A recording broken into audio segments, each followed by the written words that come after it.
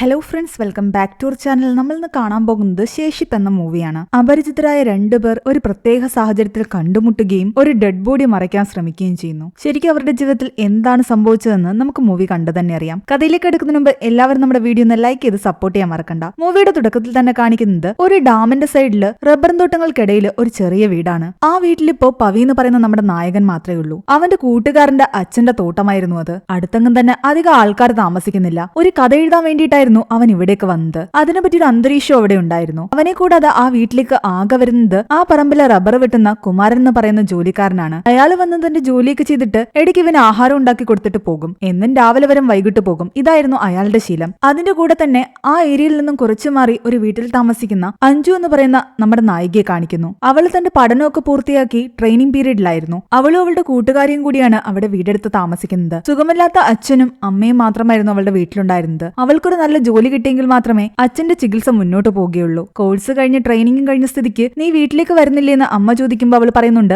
താൻ നാളെ രാവിലെ തന്നെ ഇറങ്ങും, ഇവിടുത്തെ ജോലി ഏകദേശം തീർന്നെന്നാ തോന്നുന്നതെന്ന്. സാധനങ്ങളും പാക്ക് ചെയ്ത് അവൾ വെച്ചിട്ടുണ്ടായിരുന്നു. രാത്രിയായി കഴിഞ്ഞാൽ പവിയുടെ ആ ചെറിയ വീട്ടില് ഇടയ്ക്ക് കറണ്ട് പോകുന്നത് പതിവാണ്. അതുപോലെ തന്നെ കുറച്ച് അപ്പുറത്തുള്ള ഒരു കാവില് ഉത്സവം നടക്കുകയാണ്. ഇടയ്ക്കിടയ്ക്ക് ആൾക്കാർ അതുവഴി അങ്ങോട്ടേക്ക് പോകും. അല്ലാതെ മറ്റാരും തന്നെ ആ ഏരിയയിലേക്ക് വരില്ലായിരുന്നു. പിറ്റേന്ന് രാവിലെ തന്റെ കൂട്ടുകാരോട് യാത്ര പറഞ്ഞിട്ട് അഞ്ച് സാധനം എടുത്തുകൊണ്ട് തന്റെ വീട്ടിലേക്ക് പോകുന്നു. നീ എങ്ങനാ പോകുന്നതെന്ന് ചോദിക്കുമ്പോൾ താൻ ഡാമിന്റെ സൈഡിലുള്ള വഴിയിലൂടെ പോവുകയാണെന്ന് പറഞ്ഞിട്ടാണ് അഞ്ച് യാത്ര തിരിക്കുന്നത്. കുമാരൻ ഇനി 2 ദിവസം കഴിഞ്ഞിട്ടേ വരുമെന്ന് പറഞ്ഞിട്ടാണ് പവിയുടെ അടുത്തു നിന്നും പോയത്. രാവിലെ ആഹാരമൊക്കെ ഉണ്ടാക്കുന്ന തിരക്കിലായിരുന്നു. അതിനിടയ്ക്ക് അവൻ തന്റെ കൂട്ടുകാരനെ വിളിക്കുന്നുണ്ട്. കഥ എന്തായെന്ന് അയാൾ ചോദിക്കുമ്പോൾ എഴുതിക്കൊണ്ടിരിക്കുകയാണെന്ന് അവൻ പറയുന്നു. അവിടെ ഇരുന്ന് ബോറടിച്ചപ്പോൾ ഒന്ന് നടക്കാൻ വേണ്ടി അവൻ പുറത്തേക്കിറങ്ങി. കാട്ടിലുള്ള ആ ചെറിയ വഴിയിൽ കൂടി അവൻ നടന്നുകൊണ്ടിരിക്കെ താഴെ നിന്നും അവശനിലയിൽ ഒരു പെൺകുട്ടി മുകളിലേക്ക് കയറി വരാൻ ശ്രമിക്കുന്നത് അവൻ കാണുന്നുണ്ട്. അവൻ ഓടിപ്പോയി ആ പെൺകുട്ടിയെ രക്ഷിക്കുന്നു. അത് നമ്മുടെ അഞ്ജു ആയിരുന്നു. അവൾ ആകെ അവശനിലയിലായിരുന്നു. കണ്ടിട്ട് അവളെ ആരോ ഉപദ്രവിക്കാൻ ശ്രമിച്ച പോലെയുണ്ട്. അവളെ ഉപദ്രവിക്കാൻ ശ്രമിച്ച ആളും അവിടെ തൊട്ടടുത്തായിട്ട് അബോധാവസ്ഥയിലുണ്ടായിരുന്നു. തൽക്കാലം പവി എന്തായാലും അഞ്ജുവിനെ എടുത്തുകൊണ്ട് തന്റെ വീട്ടിലേക്ക് പോകുന്നു. അവള് പാതി ബോധത്തിലായിരുന്നു. അതിനുശേഷം അവൻ തിരിച്ചു വന്ന് അഞ്ജുവിന്റെ കൂടെ കിടന്ന ആളെയും എടുത്തുകൊണ്ട് പോകുന്നു. ഇതിനിടയ്ക്ക് അവന്റെ ഫോൺ തറയിൽ വീണിട്ട് അത് വർക്ക് ചെയ്യുന്നുണ്ടായിരുന്നില്ല. ആരെങ്കിലും സഹായത്തിന് വിളിക്കാമെന്ന് വെച്ച് കഴിഞ്ഞാൽ അതും പറ്റില്ല. അവൻ അങ്ങനെ കുറച്ചുനേരം വെയിറ്റ് ചെയ്ത് കഴിയുമ്പോൾ അഞ്ജുവിന് ബോധം തെളിയുന്നു. അവള് ബോധം തെളിഞ്ഞ ഉടനെ താൻ എവിടെയാണ് എന്ന് ചിന്തിച്ചുകൊണ്ട് ആകെ പേടിച്ചറിണ്ടിരിക്കുകയാണ്. എന്നാൽ പവി പറയുന്നുണ്ട് ഞാൻ തന്നെ ഉപദ്രവിക്കാൻ വന്നതൊന്നുമല്ല, താൻ അവിടെ അബോധാവസ്ഥയിൽ കിടക്കുന്ന കണ്ടുകൊണ്ട് തന്നെ എടുത്തുകൊണ്ട് വന്നതാണെന്ന്. തൊട്ടപ്പുറത്ത് കിടക്കുന്ന ആളെ കണ്ടിട്ട് അവൾ വല്ലാതെ ഭയക്കുന്നു. എന്താ പറ്റിയെന്ന് ചോദിക്കുമ്പോൾ അവൾ പറയുന്നുണ്ട് ഇയാളെ തന്നെ ഉപദ്രവിക്കാൻ ശ്രമിച്ചതാണെന്ന്. അയാളുടെ കയ്യിൽ നിന്ന് രക്ഷപ്പെടാൻ വേണ്ടിയിട്ട് അവൾ ശ്രമിക്കുന്നതിനിടയിൽ അയാളും അവളും താഴേക്ക് വീണതാണ്. അയാളുടെ ബോധം പോയി. കുറെ നേരമായിട്ടും അയാൾക്ക് ബോധമൊന്നും വരാത്ത കാരണം ഹോസ്പിറ്റലിൽ കൊണ്ടുപോയേ പറ്റുമെന്നാണ് പവി പറയുന്നത്. എന്നാൽ അതൊന്നും വേണ്ടെന്ന് അഞ്ജുവും പറയുന്നു. അവളെ ഉപദ്രവിക്കാൻ ശ്രമിച്ച ഇയാളെ രക്ഷിക്കാൻ അവൾക്കൊരു താല്പര്യം ഉണ്ടായിരുന്നില്ല. തൽക്കാലം അവൻ അയാളെ എടുത്ത് തൊട്ടടുത്ത റൂമിലേക്ക് കൊണ്ടിട്ടു. അന്ന് രാത്രി മുഴുവൻ അവനാകെ ടെൻഷൻ അടിച്ചിരിക്കുകയായിരുന്നു. പിറ്റേന്ന് രാവിലെയായിട്ടും അയാൾക്ക് ബോധം വന്നിട്ടില്ല. ഇതിങ്ങനെ വിട്ടാൽ പറ്റില്ല എന്ന് പവി അഞ്ജുവിനോട് പറയുന്നു. ആരെങ്കിലും ഹെൽപ്പിന് വിളിച്ചെങ്കിലേ പറ്റൂ. എന്റെ ഫോണും സാധനങ്ങളും ഒക്കെ അവിടെ ബാഗിൽ കിടപ്പുണ്ട്, എന്റെ ബാഗ് ഒന്ന് എടുത്തുകൊണ്ടുവരുമെന്ന് അവൾ അവനോട് ചോദിക്കുന്നു. കാരണം അവൾക്ക് വീണിട്ട് പരുക്ക് പറ്റിയിട്ട് നടക്കാൻ വയ്യായിരുന്നു. നീ ഇവിടെ തന്നെ നിന്നാ മതി, ഞാൻ എടുത്തിട്ട് വരാമെന്ന് പറഞ്ഞിട്ട് അവൻ ബാഗ് എടുക്കാൻ ഇവളെ കിട്ടിയ സ്ഥലത്തേക്ക് പോകുന്നു. അവളുടെ ബാഗ് എടുത്തുകൊണ്ട് അവൻ തിരിച്ചു നടന്നു പോകുമ്പോൾ ഒരു കാര്യം അവൻ ശ്രദ്ധിച്ചിട്ടുണ്ടായിരുന്നില്ല. അവിടെ വീണ് കിടന്ന അയാളുടെ ഫോണാകട്ടെ അപ്പോഴും അവിടെ കിടപ്പുണ്ടായിരുന്നു. അതിലാരോ വിളിച്ചുകൊണ്ടിരിക്കുന്നു. സൈലന്റിലായത് കാരണം അവൻ കേട്ടതുമില്ല. ബാഗുമായിട്ട് തിരിച്ച് പവി വന്നപ്പോ കാണുന്ന കാഴ്ച ഞെട്ടിക്കുന്നതായിരുന്നു. അഞ്ജു അബോധാവസ്ഥയിൽ കിടന്ന അയാളുടെ കഴുത്തറുത്തിരിക്കുന്നു. അവളുടെ ഉള്ള ദേഷ്യം മുഴുവൻ അവൾ അയാളോട് തീർത്തിരിക്കുന്നു. നീ എന്തായി കാണിച്ചെന്ന് പവി അവളോട് ചോദിക്കുമ്പോൾ അവള് പറയുന്നുണ്ട് ഇവൻ ചാവേണ്ടവൻ തന്നെയായിരുന്നു എന്ന്. ഒരുപാട് നാളായി ഇവൻ എന്നെ ശല്യപ്പെടുത്താൻ തുടങ്ങിയിട്ട്. ഞാൻ താമസിക്കുന്ന വീടിന്റെ അടുത്ത് പലപ്പോഴും വരുമായിരുന്നു. പലതവണ ഇവനെ വാൺ ചെയ്തതാണ്. ഇന്നലെ അവൻ അതിരുവിട്ടു. ഓരോന്ന് ആലോചിച്ച് പെട്ടെന്നുള്ള ദേഷ്യത്തിൽ അവള് ചെയ്തു പോയതാ. പവിയാകിട്ട് ആകെ ടെൻഷനിലായി. ആ വീട് അവന്റെ സ്വന്തം പോലുമല്ല, അവന്റെ കൂട്ടുകാരൻ അവനെ വിശ്വസിച്ച് ഏൽപ്പിച്ചു പോയതാ. അവിടെ വെച്ച് ഇവൾ ഒരാളെ കൊന്നിരിക്കുന്നു. അവനാകെ ടെൻഷൻ അടിച്ച് നിൽക്കുമ്പോൾ അവളാകട്ടെ തന്റെ അമ്മയെ വിളിച്ചിട്ട് പറയുന്നുണ്ട് തന്റെ ട്രെയിനിങ് കംപ്ലീറ്റ് ആയിട്ടില്ല, ഒരു 2-3 ദിവസം കൂടെ നിൽക്കേണ്ടി വരും, അത് കഴിഞ്ഞിട്ടേ ഞാൻ വരുമെന്ന്. ഇത്രയൊക്കെ കാണിച്ചു കൂട്ടിയിട്ട് അവൾ ഫോൺ ചെയ്തിരിക്കുന്ന കണ്ടിട്ട് അവന് ദേഷ്യം വന്ന് അവൻ അവളോട് പറയുന്നുണ്ട് ഇവൻ നിന്നെ ശല്യം ചെയ്തിരുന്നെങ്കിൽ നീ പോയി കേസ് കൊടുക്കണമായിരുന്നു എന്ന്. കേസ് കൊടുത്തിട്ടൊക്കെ ഇവിടെ എന്താകാനാണെന്നാണ് അവൾ തിരിച്ചു ചോദിക്കുന്നത്. ഇവിടെ ഒന്നും സംഭവിക്കാൻ പോകുന്നില്ല. ഇതുപോലുള്ള ആൾക്കാർക്കെതിരെ ഒരു കേസ് കൊടുത്തിട്ടും കാര്യമില്ല. ഞാൻ ഒരാളെ കൊന്നത് നിങ്ങൾ കണ്ടു എന്നുള്ള പേരിലാണ് നിങ്ങൾ ഈ ടെൻഷൻ അടിക്കുന്നത്. അപ്പൊ ഇതൊക്കെ ചെയ്തു കൂട്ടിയ എന്റെ അവസ്ഥ എന്താണെന്ന് നിങ്ങൾ ഒരു നിമിഷം പോലും ഊഹിക്കുന്നില്ല. ഞാനും ഒക്കെ തകർന്നു തന്നെ ഇരിക്കുന്നത്. പറ്റിപ്പോയി. ഇതിന് എന്ത് ചെയ്യണമെന്ന് തനിക്കും അറിയില്ല എന്ന് അവള് പറയുന്നു. ആ പറമ്പിലെങ്ങും തന്നെ ഇത് കുഴിച്ചിടാൻ പറ്റില്ല. ആ പറമ്പിന്റെ മുക്കും മൂലയും കുമാരൻ അറിയാമായിരുന്നു. സംശയാസ്പദമായിട്ട് എന്തെങ്കിലും കണ്ടു കഴിഞ്ഞാൽ അയാൾ ചോദ്യം ചെയ്യും. 2 ദിവസത്തേക്ക് എന്തായാലും അയാൾ വരില്ല. അതിനുള്ളിൽ എന്തെങ്കിലും ചെയ്യണമെന്ന് അവർ വിചാരിച്ചിരിക്കുകയാണ്. തൽക്കാലം അവനാകട്ടെ ആ ഡെഡ് ബോഡി ഒരു ചാക്കിലാക്കി കെട്ടുന്നു. അഞ്ജു അവനെ ഹെൽപ്പ് ചെയ്യുന്നുണ്ട്. അവിടെയുള്ള 2 ബാത്റൂമില് ഒന്നിലാകട്ടെ പൈപ്പ് വർക്ക് ചെയ്യുന്നുണ്ടായിരുന്നില്ല. അതുകൊണ്ട് അത് തൽക്കാലം ഉപയോഗിക്കേണ്ടെന്ന് കുമാരൻ പറഞ്ഞിട്ടുണ്ടായിരുന്നു. അതുകൊണ്ട് തൽക്കാലം ഈ ചാക്കിൽ കെട്ടിയ മൃതദേഹം അവർ ആ ബാത്റൂമിന്റെ ഉള്ളിലേക്ക് കൊണ്ടുവച്ചു. തൊട്ടപ്പുറത്തെ ബാത്റൂമിൽ കയറി അഞ്ചു കുളിച്ച് തന്റെ ശരീരത്തിലുള്ള രക്തമെല്ലാം തന്നെ കഴുകി കളയുകയും ചെയ്തു. ഡ്രസ്സൊക്കെ മാറി അവൾ പുറത്തേക്ക് വന്നു. എന്താണെങ്കിലും ഈ ഡെഡ് ബോഡിയുടെ കാര്യത്തിൽ ഒരു തീരുമാനമാക്കാതെ അവൾക്ക് ഇവിടെ ഒന്നും പോകാൻ പറ്റില്ല. അതുവരെ അവളിവിടെ നിൽക്കാനാണ് പവിയും പറയുന്നത്. തിരിച്ചവൾക്ക് കൂട്ടുകാരികൾ താമസിക്കുന്ന വീട്ടിലേക്കും പോകാൻ പറ്റില്ല. കാരണം അവളുടെ അവസ്ഥ വെച്ചിട്ട് അവൾ ചിലപ്പോൾ ആരോടെങ്കിലും ഇത് പറഞ്ഞു പോകും. ഈ ഡെഡ് ബോഡി എങ്ങനെയെങ്കിലും കുഴിച്ചിട്ടെങ്കിലേ പറ്റൂ. ഈ പറമ്പിൽ എന്തായാലും പറ്റില്ല. അങ്ങോട്ട് മാറിയിട്ടൊരു കാടിന്റെ സൈഡുണ്ട്, അവിടെ കൊണ്ടുപോയി കുഴിച്ചിടണം. പക്ഷെ ആ കാടിന്റെ അടുത്തൂടെയാണ് കാവിലേക്ക് ആൾക്കാർ പോകുന്നത്. കാവിൽ ഉത്സവം നടക്കുന്ന കാരണം രാത്രിയിൽ അതുവഴി ആൾക്കാർ പോകും. ഉത്സവം തീർന്നെങ്കിൽ മാത്രമേ ആ ഏരിയയിൽ കൊണ്ടുപോയി ഈ ബോഡി കുഴിച്ചിടാൻ പറ്റൂ. അങ്ങനെ അന്നത്തെ രാത്രി എത്തി. രണ്ടുപേർക്കും നല്ല പേടിയുണ്ടായിരുന്നു. ഇടയ്ക്ക് കറണ്ട് പോയപ്പോ ഇവർക്ക് രണ്ടുപേർക്കും വെളിച്ചം കിട്ടാൻ വേണ്ടിയിട്ട് അഞ്ചു കിടക്കുന്ന റൂമിന്റെ ഫ്രണ്ടിലായിട്ട് പവി ഒരു മെഴുകുതിരി കത്തിച്ചു വെക്കുന്നു. റൂമിന്റെ പുറത്തായിട്ട് അവനും കിടക്കുന്നു. നാളെ കുമാരൻ വരുമ്പം എന്തൊക്കെ പറയണമെന്നുള്ള കാര്യത്തില് അവർ അങ്ങോട്ടും ഇങ്ങോട്ടും ഒരു ധാരണയിൽ എത്തിയിട്ടുണ്ടായിരുന്നു. അങ്ങനെ പിറ്റേന്ന് രാവിലെ ആയപ്പോൾ കുമാരൻ തിരിച്ചെത്തി. അയാൾ അഞ്ജുവിനെ കണ്ടതും ഇതാരാണെന്ന് ചോദിക്കുന്നു. അപ്പോൾ പവിയാകട്ടെ പാതി സത്യം മാത്രം പറയുന്നു. ഇവള് ട്രെയിനിങ് കഴിഞ്ഞ് തിരിച്ചു പോകുന്ന വഴിക്ക് ഇവളെ ഒരാൾ ഉപദ്രവിക്കാൻ ശ്രമിച്ചുവെന്നും അയാളുടെ കയ്യിൽ നിന്ന് ഇവൾ എങ്ങനെയൊക്കെ രക്ഷപ്പെട്ട് വന്നതാണെന്നും കാലിന് പരിക്ക് പറ്റിയത് കാരണം അവൾ തൽക്കാലം കുറച്ചു ദിവസം ഇവിടെ നിൽക്കട്ടെ എന്നുമായിരുന്നു പവി പറയുന്നത്. ആ ആളെക്കുറിച്ച് മോൾക്ക് എന്തെങ്കിലും അറിവുണ്ടോ എന്ന് കുമാരൻ ചോദിക്കുമ്പോൾ കണ്ടു പരിചയമുള്ളൂ എന്നാണ് അവൾ പറയുന്നത്. അങ്ങനെ ആരെങ്കിലും ഇവിടെ ഉണ്ടോ എന്ന് താൻ അന്വേഷിക്കാമെന്ന് കുമാരനും പറയുന്നു. പക്ഷെ അയാളെ കൊന്ന കാര്യമോ ആ ബോഡി ആ ബാത്റൂമിൽ ഒളിപ്പിച്ചു വെച്ചിരിക്കുന്ന കാര്യമോ ഒന്നും തന്നെ ഇവർ രണ്ടുപേരും കുമാരനോട് പറഞ്ഞില്ല.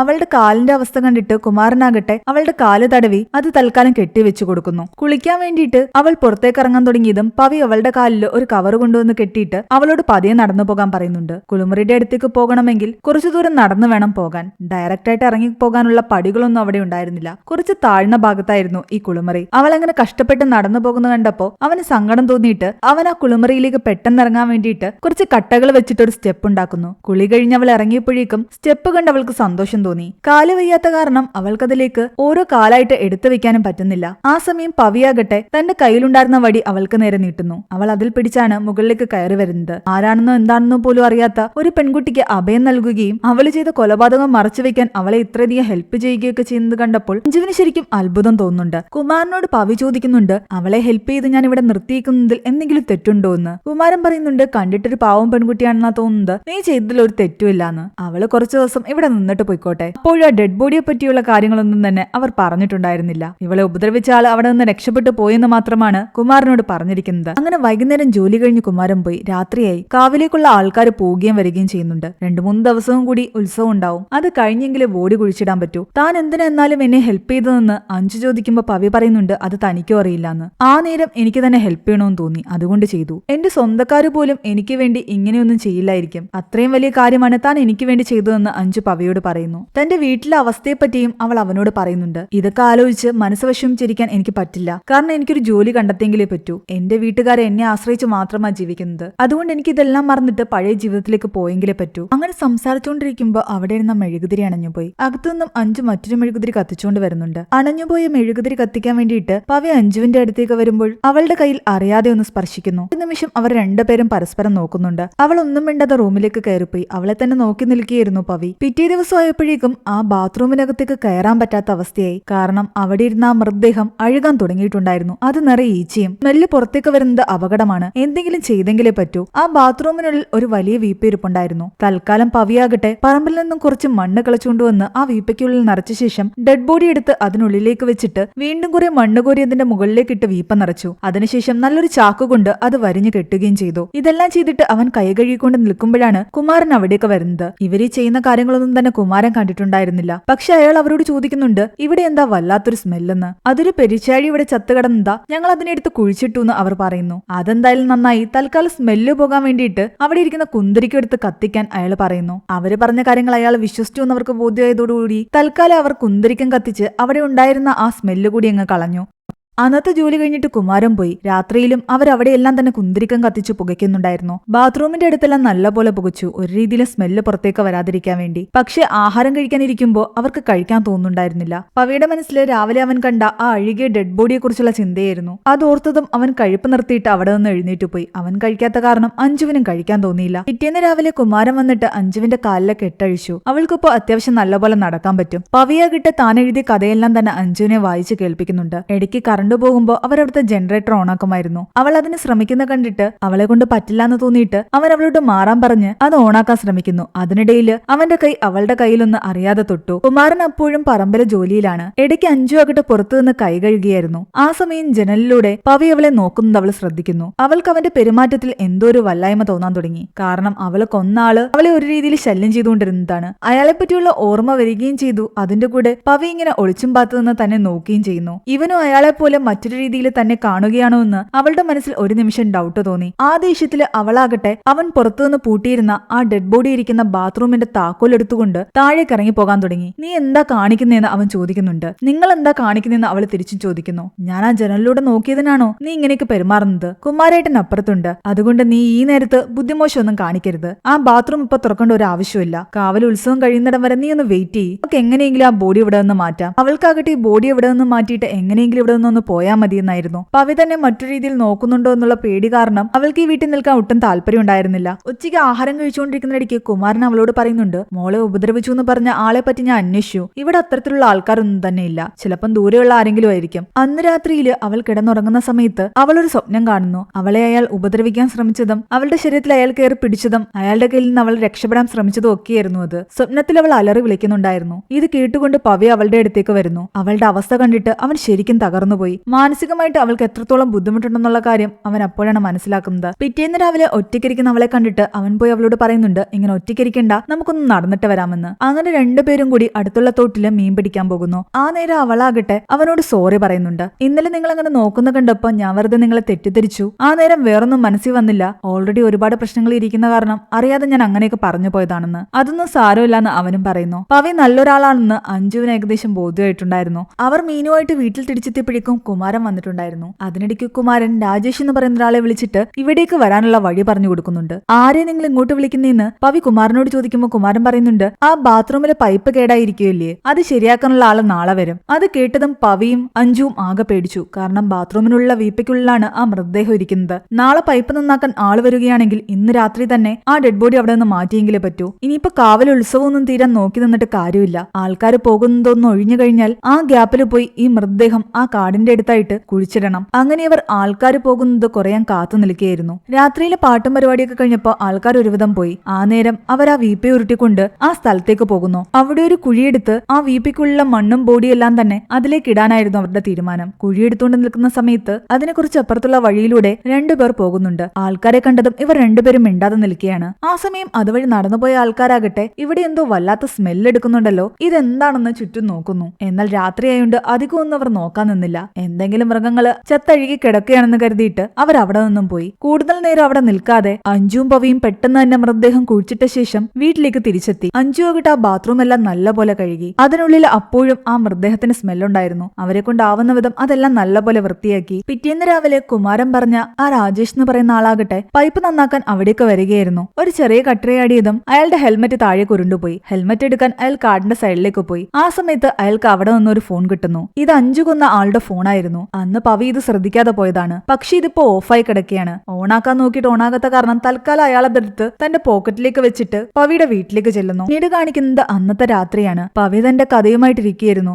ആ സമയം അഞ്ചു വന്ന് അവനോട് പറയുന്നുണ്ട്, ഇനി ഞാൻ ഇവിടെ നിൽക്കേണ്ട കാര്യമില്ലല്ലോ, ഞാൻ നാളെ പൊയ്ക്കോട്ടെ എന്ന്. അവൻ അവളെ ഇനി ഒന്നും പറഞ്ഞ് ഇവിടെ പിടിച്ചു നിർത്താൻ പറ്റില്ല. കാരണം ആ ഡെഡ് ബോഡി അവർ കുഴിച്ചിട്ടു. അവൾക്ക് എന്തായാലും തിരിച്ചു പോയെങ്കിലേ പറ്റൂ. അവൾ പോകുന്നതിൽ അവന് വിഷമം ഉണ്ടായിരുന്നു. എന്നാലും അവൻ എതിർപ്പൊന്നും പറഞ്ഞില്ല. തനിക്കിതെല്ലാം മറക്കണമെന്നും ഇവിടെയുള്ള ഓരോ നിമിഷവും താൻ അനാവശ്യമായിട്ട് ഓരോന്ന് ചിന്തിച്ചു കൂട്ടുന്നുണ്ടെന്നും പഴയ ജീവിതത്തിലേക്ക് പോകണമെന്നും ജോലി കണ്ടെത്തണമെന്നും ഒക്കെ അവൾ ഇങ്ങനെ അവനോട് പറഞ്ഞുകൊണ്ടേയിരിക്കുന്നു. അങ്ങനെ പിറ്റേന്ന് രാവിലെ അവൾ പോകാൻ റെഡിയായി. അവനാണ് അവളെ ഓട്ടോയുടെ അടുത്തേക്ക് കൊണ്ടുപോകുന്നത്. അവൾ കുമാരനോടും പവിയോടും യാത്ര പറയുന്നു. പവിയുടെ നമ്പർ അവൻ അവൾക്ക് കൊടുത്തിട്ടുണ്ടായിരുന്നു. അവന്റെ ഫോൺ കേടാണെന്നും ഞാൻ ടൗണിലെത്തി കഴിഞ്ഞാൽ ഉടനെ അത് ശരിയാക്കും, അപ്പോഴേക്കും എന്നെ വിളിക്കണമെന്നും അവൻ പറയുന്നുണ്ട്. അവന്റെ നമ്പർ അവൾ തന്റെ ഫോണിൽ സേവ് ചെയ്ത് വെച്ചിട്ടുണ്ടായിരുന്നു. പോകുന്നതിന് മുമ്പ് കുമാരനെയും പവിയെയും കെട്ടിപ്പിടിച്ച് യാത്ര പറഞ്ഞിട്ടാണ് അവൾ ഓട്ടോയിലേക്ക് കയറുന്നത്. പവി നല്ലൊരു മനുഷ്യനാണെന്ന് അവൾ മനസ്സിലാക്കിയ ഒരു നിമിഷം അവളുടെ മനസ്സിലൂടെ കടന്നു പോകുന്നു. ഒരു ദിവസം രാത്രി അവളെ അയാൾ ഉപദ്രവിക്കുന്നത് കണ്ട് അവൾ സ്വപ്നത്തിൽ പേടിച്ചിട്ടുണ്ടായിരുന്നില്ലേ? അവളുടെ അവസ്ഥ കണ്ടിട്ട് ആകെ സങ്കടം തോന്നിയ പവിയാകട്ടെ അന്ന് രാത്രി മുഴുവൻ അവളുടെ കട്ടിലിന്റെ അടുത്ത് അവൾക്ക് കാവലായിട്ടിരിക്കുകയായിരുന്നു. രാവിലെ കണ്ണു തുറന്നപ്പോ അവനങ്ങനെ ഇരിക്കുന്ന കണ്ട് അഞ്ജുന് മനസ്സിലായിട്ടുണ്ടായിരുന്നു